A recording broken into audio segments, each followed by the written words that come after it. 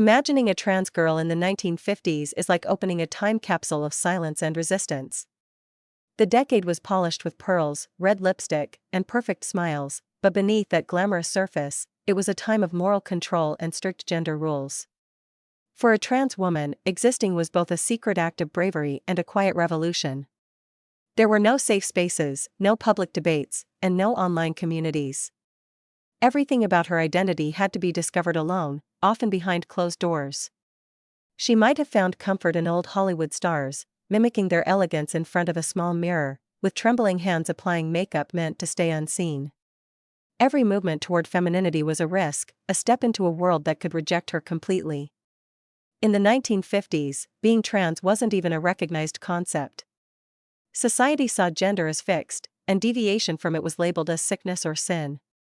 A trans girl would likely live a double life, a man in the daylight world, and herself in the soft privacy of night.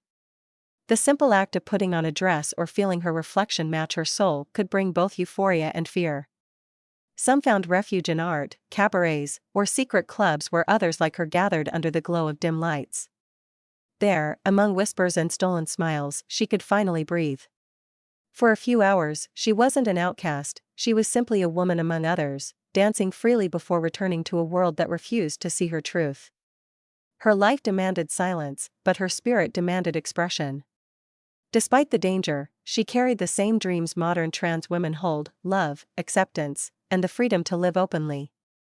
Each hidden lipstick, each quiet tear, each stolen moment of authenticity was a seed planted for future generations to bloom. The trans girl of the 1950s was more than a victim of her time, she was a pioneer of identity, a whisper that would one day become a roar for equality and recognition.